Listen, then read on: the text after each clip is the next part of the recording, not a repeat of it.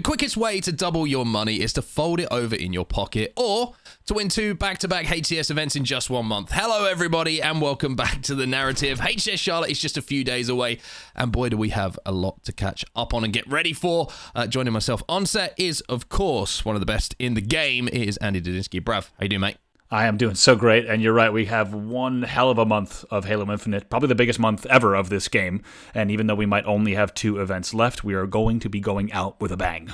We certainly are. We're getting into the most important part of not just the year, but of Halo Infinite overall. We have 1 month left, so let's go over some of our top storylines and reasons to watch heading into the event. And I'm going to start this one off by talking about Shopify Rebellion. Their first major win back in SLC at the previous event. They are now defending champions for the first time this season. It was OpTic's first loss this season. And following up for Shopify Rebellion, a very strong performance from them in the LVT Pro League LAN where they won that one. We'll talk about FaZe as well. They won the initial trade battle with SSG. And speaking of SSG, they went to a Game 5 against OpTic in SLC. Signs of promise, but ultimately they fell short, and it was to FaZe, a very, very close series, but one that they'll be very disappointed about, Andy. Yeah, it feels like that story just continues, and of course is one we're going to be diving into today without a doubt. It also felt like teams in SLC followed the expected path for the first time this year. It felt like every other tournament, by the time you got to Friday night or Saturday morning, everyone was left scratching their heads thinking, how did we get this bracket? Instead, in Salt Lake City, everything kind of went the way it was expected in terms of where the teams were seated. Also worth noting now in Charlotte that Lattice will bring in 3 brand new map and game types. We've already been seeing them quite a lot, whether it's scrims or at the LVT LAN or TSM, offering a chance for teams who are putting in the work maybe to reap some rewards. If you think about it, a lower seeded team maybe steals a Slayer or 2 plus a Lattice game, could definitely provide some upsets in the bracket as well. And the question here, Mark, is what do the last 2 events have in store? One thing it certainly has in store is some money. We are officially into money season. It is a huge final month of Halo Infinite, and I think we need to talk about some of these teams in a little bit more detail. And we'll start off with the reigning defending champions, Shopify Rebellion. 2 major key results coming from the previous event. They won the upper bracket final and closed out the grand final in 1 series. A 7-3 map count over OpTic across both of those series, and a first event win for Cycle and Last Shot, who you felt it was coming, but they did it with a real calmness and composure about their gameplay. Yeah, you felt like they had been there before, and I think it's worth, before we move on to kind of more about the team, I think it's worth noting just how impressive their runs have been, and I think people were so ready for them to win that it might have actually landed, like kind of under the radar, where we know how good this team is, but I think you got to talk about what Cycle and Lashout have done over the last 12 to 24 months of Halo Infinite. Honestly, really remarkable. They also won the LVT Pro League LAN over OpTic. That was an 8-4 game count. And I think there's a lot more to talk about in terms of game type specific stuff versus OpTic, but I think that probably tees us up perfectly to talk about that in the OpTic section. Well, let's do the OpTic section then. I'm not going to keep you waiting. I know you've been delving into the archive, so to speak, on some of that stuff. For OpTic, it was the first loss of the season, and obviously they're going to be out for revenge at the FaZe Major. They had to reverse sweep SSG early as well, which was a little bit of a worry, and maybe some bracket woes kind of raised their head, so to speak, and they had to avoid history repeating themselves and falling down to the lower bracket a little bit early. A disappointing winners bracket final against Shopify, though, falling 3-0, which certainly would have stung.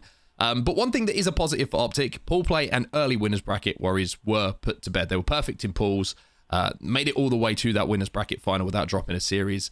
But off the back of that event, the Shopify LAN, the LVT Pro League LAN, certainly would have stung, because they obviously back-to-back losses against Shopify Rebellion would have hurt in 2 LAN environments, but they did show some good signs in the TSM online event by resetting the bracket and winning that one over Shopify Rebellion.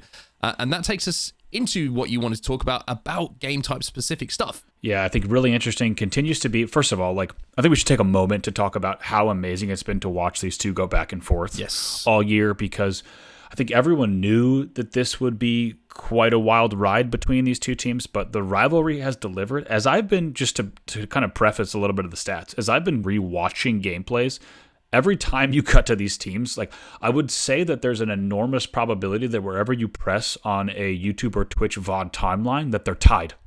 It like doesn't matter. Like 1 or 2 kills either side, one flat. Yeah, it doesn't matter the game type. Like if you just pick in the middle of a Slayer, they're probably tied 20-20 or 30-30. If you pick a bomb, if you pick a flag, they're probably tied up, and it's going to be decided by one. So it's been such a pleasure. I think to talk about specifics. Once again, across Salt Lake City, the LVT LAN, and the TSM Online event, it is all about the Slayers once again. I'm going to give a quick rundown that you and I can talk about kind of what's been playing out, but this continues to be the focus for these two, and it's actually a really clear story. This is not a story of Slayers being split. This is the story now of Shopify having the Slayer edge, and I think it's translated to a lot of results. We'll go through them quickly. Importantly, in Salt Lake City, Shopify won 4 out of 5 Slayers in that event, including the pivotal Game 7 in Grand Final number 1. Those two, OpTic was even leading in the 30s, but they lose a late game. Just Shopify had a great kind of push and pinch on scoreboards to interrupt the sniping. They take the camo, they run away with the game. I really want to highlight a surprising statistic that you and I were looking at. In that Game 7 in Salt Lake City, Bound and Legend have 8 of the last 12 deaths from a tied 38-38. 66% of the final deaths coming from just those two players. It feels like a long time since we've talked about Bound and Legend kind of maybe trying to make too much happen and playing a bit off of either the pace or even the kind of setup on the map. Curious what you think about a situation like that, because to have 66% of the final deaths in the late game is a pretty big deal. Yeah, I think it's a bit of a double-edged sword, isn't it? I mean, those two players are playing at their best when they're able to play like that and be aggressive, but in those close games when you're getting 30 kills beyond towards the end of a game, I'm looking at it as either them playing a bit too quickly, trying to take a little bit too much space too quickly, or just the comms falling apart a little bit for OpTic, where someone's not saying, hey, back it up. You know what I mean? It's that kind of, there's a couple of things that could be contributing to that, but I think maybe as well you could say that they're being a bit headstrong and thinking we're going to go and try and win this game. Maybe a bit of a lack of respect for Shopify in some of those plays. But I think certainly some lessons would have been learned. I think it's a really good and interesting stat to bring up.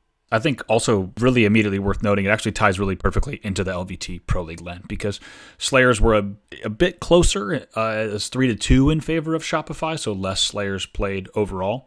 Interestingly, it was Slayer Live Fire, the deciding game in the winner's bracket final yet again. And it's worth noting Bound and Legend both go positive in that Game 5 and have the standout performances on their team despite losing the game. So I think it's worth noting that that trend has not continued as we stayed on LAN. But the Slayer itself was really different. If anyone it's worth going back and watching, because essentially OpTic is once again leading, this time around the 18 kill mark, but they lose Snipe, they go 3 dead, and then they go 4 dead, which is a 7-1 swing. They never got the game back, and I just think against Shopify, you can't really let something like that happen. Yeah. That brings us then to the TSM Pro-Am. This is a really interesting result. OpTic, of course, taking that event, but the Slayer story was a little bit different. Yes. They traded 50-49s in the upper bracket final, OpTic winning the upper bracket final in a 50-49 solitude. That really wins them the tournament, as they heavily get 3-0'd in grand final number 1 when Shopify reset. But the really interesting asterisk on the OpTic win is that they lose Slayers overall 3-1. They have very close objective games, but most importantly, because it was a best-of-5 grand final, OpTic did not even have to play a second Slayer to win the tournament, let alone win a second Slayer. Now, normally winning a tournament, of course, on LAN would require you to play 2 Slayers, and if you don't win those Slayers, you'd have to win every objective outside them to win it in a game number 6. So I think, for me, it leaves us at a very interesting and good point for the rest of the story between these two, because I think this is still good momentum for OpTic and OpTic fans, for sure, coming out of the TSM event. A reminder of what they're capable of, and the fact that they are, of course, still a heavy favorite for the year. But I do think the Slayer boogeyman against Shopify still exists, so I'm going to have a very close eye on it going into Charlotte. Yeah, a fascinating fact, by the way, which shout out Reddit, actually, for bringing this one up and kind of bringing it to my attention. One of those contributing reasons. Royal 2 has never gone negative at an event in Halo Infinite. And I think it's like, he's pretty close to never going negative at an event ever. Which is, it doesn't sound real, does it? It literally doesn't sound like a real statistic. No, you and I were getting ready we were together just hanging out, and you told me that stat, and I think my brain just broke for a minute because you don't even think that that's possible, you know? You literally go, nah. Yeah, exactly. That can't be right. And you look back at the stats, it's like, it is right. Yeah. Really wild. Really, really wild. And we'll have to see if he can keep it up because they are starting to catch fire. It's one of those, it's like, now that we've realised it, Royal 2 goes negative for the first time in history of this event, and we're like, my bad, Matt, my bad, that's on us. All right, let's wrap up OpTic. Let's talk about FaZe. As we pat on the back time for us. Very rare we get to do this and celebrate being right. So we really should take a moment here to enjoy it. We predicted that the initial trade would be won by FaZe, and they did win that trade. Mm-hmm. In terms of the trade against SSG itself, they played them, they 3-0'd them in SLC, and then they beat them at the LVT Pro League LAN 4-2 as well to cement the fact that they have indeed won that trade. But if we look at the bigger picture, we look at championship potential, they were unable to close out close games against Shopify in SLC and OpTic at both the SLC and LVT LAN. So some questions to be asked on where that ceiling is for FaZe and their championship potential. Yeah, I think the team kind of has been claiming, you've heard them talk about losing games in what they describe as a heartbreaking fashion after what they feel like are their own mistakes in terms of losing games. Also worth noting, 3-0'd by Shopify in the TSM online event as well, and a 3-1 loss to OpTic, to just kind of reiterate the same exact opponents you just mentioned from SLC and LVT. So it seems like that large gap still exists for now, but Charlotte has a chance to turn that around for them. Yeah, really excited to see what FaZe bring to Charlotte. I think that they're pretty close to that top two at the moment, and just got to close out those big series, which is, that's the story of Infinite for everyone, isn't it, really? You look at how close the series have been between those top four. And rounding out the top four, let's talk about Space Station Gaming. It was, of course, their event back in SLC. They had a solid pool play performance, but then things looked a little bit up and down. A narrow 3-2 win over C9 in their first round of the winners bracket, which I think raised a few eyebrows. Everyone was like, okay, this is, SSG should be winning a series like that as comfortably as possible if they want to be considered a potential tournament winner. And then the heartbreaker, which is they go 2-0 up on OpTic Gaming and they get reverse swept. And I think we were thinking when we were discussing this, where would we be with this year in that event if the 4-3 Aqua flag that OpTic won went the other way round? Yeah. And it was a little bit of a heartbreaker, and I think they just have to focus on that morale and closing out those big games. They went on to beat TSM 3-1 after that, but then they lost that FaZe grudge match, and I think that one really, really hurt them. Yeah, I think it has to. It's 3-0 in SLC and 4-2 in LA for the LVT LAN, as you said. So that puts them now, I think, in Charlotte, out for not only revenge, but it feels like more than that. It feels like they need to prove a point and regain control of their year. A lot of questions being asked right now. I think we've seen slaying numbers improve overall, but it feels like just like efficiency and ability to, as you say, close out the big games has left a little bit to be desired. And I think SSG fans need to see not only kind of something from this team, but even I think the SSG players, for their own belief, need to see something, because this isn't, as I said, this is, when you think of the caliber of players on SSG, we can't forget what they've accomplished before, and I think they're going to have their sights set on Worlds, and the question is, how do they get themselves to a level where they're ready for Worlds in just a few weeks? Yeah, I agree with you. I think it's probably a lot to do with what's going on between the ears with this team and these players. I think they need to start believing they can win an event again, because it's been a long time, not just since they've won an event, but since they got to a final. Yeah, that hurts to not get to finals. So for SSG, for the likes of Eco and Stella, who they know the World Championship quite well, they can probably tell you how much that thing weighs because they've lifted it above their heads a few times. Work to be done, but good signs, and we'll have to see if long-term it's going to be the trade one between SSG and FaZe, or if it's just the short-term for FaZe to win it. So a lot to keep your eye on with that team and also with that rivalry as well. Let's talk about another team. Let's talk about Envy, because I think we need to start talking more about Envy. Their story has been fantastic this year. I think it's now not a fluke run for them to get good placings. It's now a case of they've been consistently causing the big teams problems. The SLC run, probably their most disappointing in a little bit of time. They get 3-0'd by FaZe and then disappointingly 3-2'd by TSM as well, which is a series I think they would have hoped to win. But it would have given them a lot to talk about in how those games went, how those series went, and it paid off at the LVT LAN. They beat SSG 4-3. Great result for them. They took OpTic to a Game 7, and they took FaZe to a Game 7 as well in what was one of the most insane Street Slayers you and I have ever watched. 49-48, but it was Envy who came out on the heartbreaking loss in that one. So you can see that the work's been done, and they're now a serious team to worry about. But my question to you is, can they break the top 4 again before the year ends? Yeah, I would say yes. I think, like you said, the momentum since SLC, if you just think about the results that you just mentioned and how close you are with essentially so many of the big 4 in just the LVT results alone, I think there's absolutely a chance. I think it will come down to brackets, and most specifically, I think it'd be a hard road for them to try to get, of course, through an OpTic or a Shopify, even though they just took OpTic to Game 7. But I think if they were to meet a FaZe or an SSG that wasn't ready for them, I think it's absolutely possible. What do you think? I agree. I think if they're on fire, especially in a best of 5 with how Slayers impact it so much, and we've talked about this a lot, but it's still the case. They can happily beat a FaZe or an SSG, and they've shown by taking OpTic to a Game 7 that maybe in a best of 5 they could take OpTic as well, or maybe even Shopify, who knows. But I think every team now, if they see Envy as not only a winner's bracket round for them, but a elimination bracket round for them, is going to be slightly short of breath, because they've proven now that they will push you. It's not going to be an easy series, and I think that Envy deserve all of the credit in the world for what they've done this season so far, and I'm kind of excited to see if they can continue to do it as the season rolls on as well. Yeah, me too.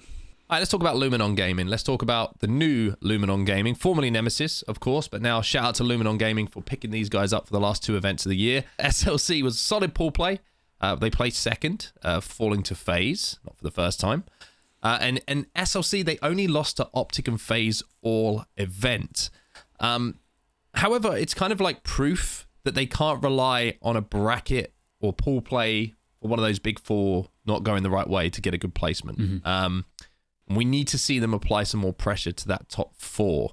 I kind of thought that I want to discuss here is, like, what do they have to do? What is the difference at the moment between what feels like a glass ceiling for them of just coming up short of making a Sunday and finally breaking through that and beating one of those big 4 when it really matters in the bracket to make it to a championship Sunday? Yeah, it feels like a big wall indeed. I think unfortunate that they only run into OpTic and FaZe in Salt Lake, but as you say, it just needs to be about how do you win the series that are placed in front of you. There's nothing you can do about changing kind of the fate of a bracket.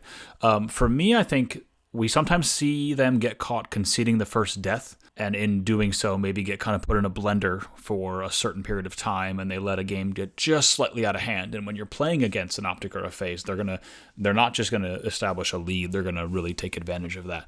I think they need to not be afraid to take a moment and slow the game down and get numbers back on the map. And I think also one thing I think that you mentioned was just we need to continue to see solid pulls from them, because I think they need to build the confidence early, because we've seen them with big results against big teams, but I think that comes from early success in the tournament. Yeah, I agree with you. I think they just need to show a little bit of composure late game in individual battles as well. It has got to a point now in Halo Infinite where certain games are decided by a 1v1 at a 40-40 Slayer, a 1-1 Aqua Flag, whatever it might be, where that one kill creates your opportunity not just to win a game, but to win a series. Yeah. And we've all seen the players on the team, they can all win their 1v1s. But it's the difference of a 1v1 in pool play versus a FaZe or an OpTic versus a 1v1 in an elimination bracket, whatever round, or a winner's bracket round, whatever. I think everyone has to keep that in mind, and that's certainly something I'm going to keep my eye on when it comes to Luminon Gaming. Like, are they making those big plays that we would associate with the big 4? Yeah, I think you make such a great point there, because especially as we've been reviewing VODs, I think we've always known that Halo Infinite, as the margins had gotten smaller and everyone had gotten tighter, we'd always known that something like, say, a 45-45 1v1 can decide the fates of games. But I think you're absolutely right, and it's now, as we're looking at these games where so many of them are close, I have to always scrub a timeline to determine, what battle, what single, often a 1v1 or maybe kind of the results of there's a 2v2 on the map. You have to actually kind of determine in a game when these games are close. You can kind of pinpoint the exact battle. It's like, that battle should have been won on scoreboard because it wasn't. They lose camo, and then the game is over. So I think it's such a great point you bring up, that that's not only happening between the big 4, late in a tournament. That's not only a Game 7 thing.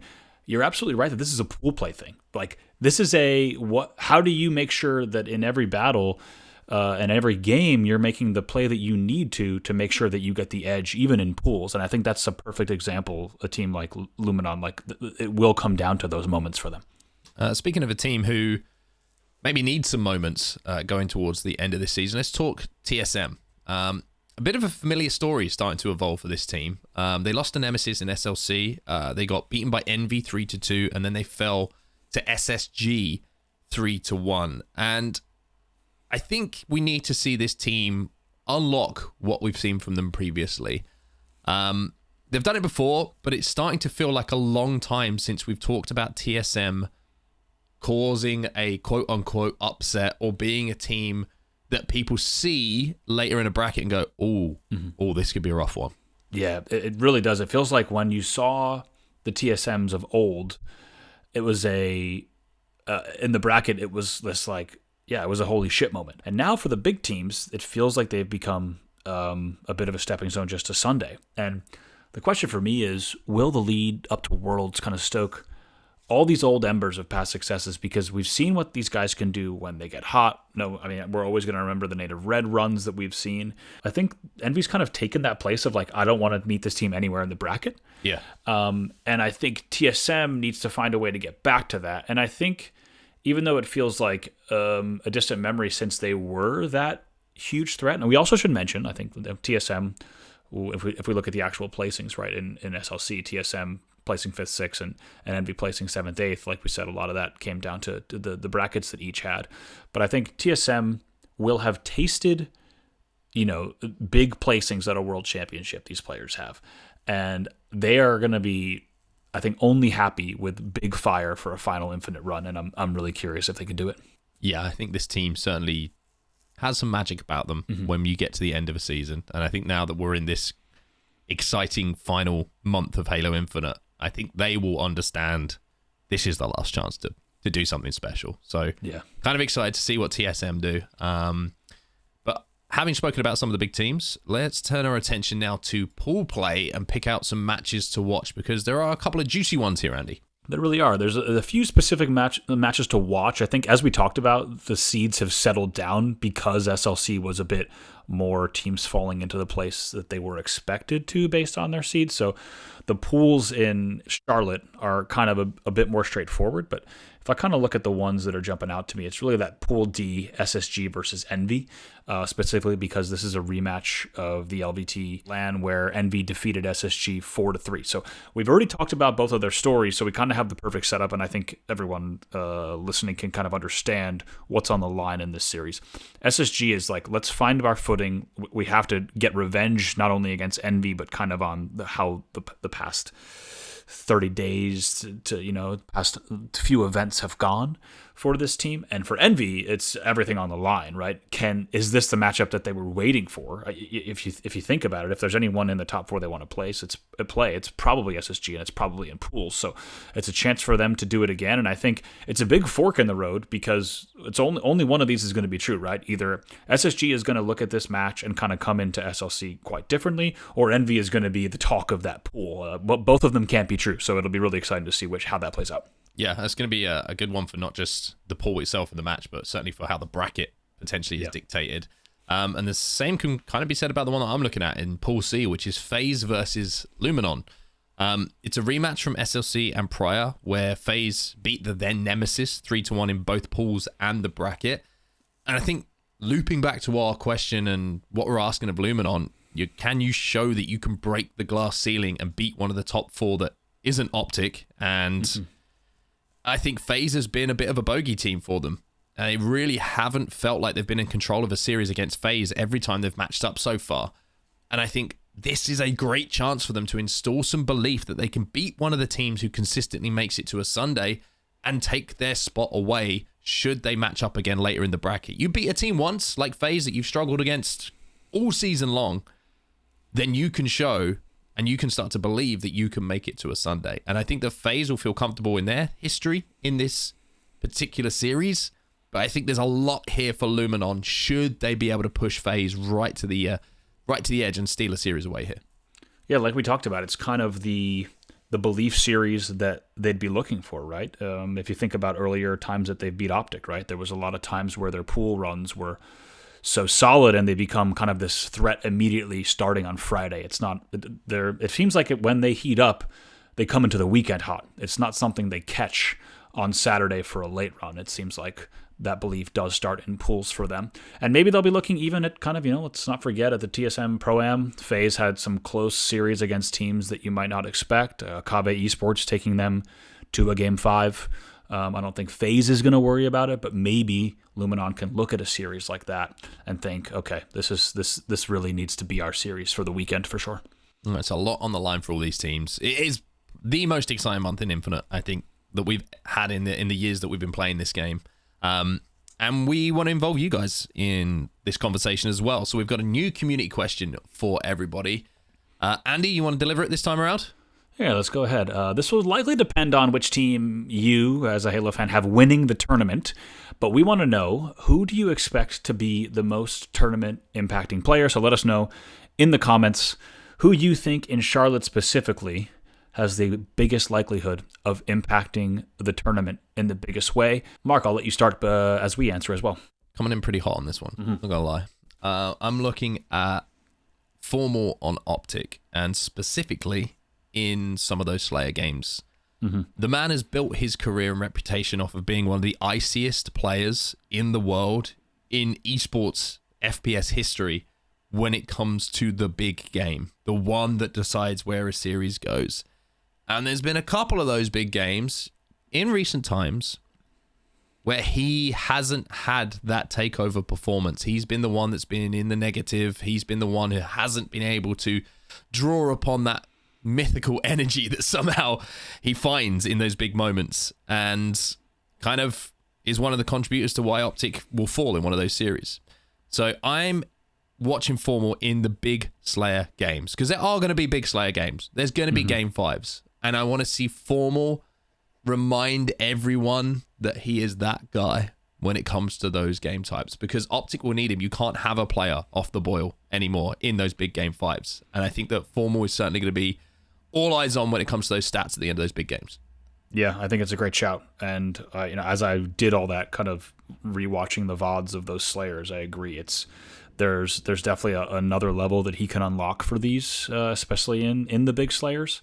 And it feels like with a player like Formal and the end of Halo Infinite, right? There's no better time to make sure that he makes his statement. For me, it's going to be, I think, Last Shot on Shopify, specifically because watching his POV in scrims, watching it from kind of even new game type stuff on Lattice as well, it feels like he just keeps getting better and better. His comms are just so tight, and I feel like if we see Last Shot playing even above his expected level, because I think he actually has a very high floor. I don't think he's X Factory. I instead think that he simply has a really, really high ceiling and a really stable floor.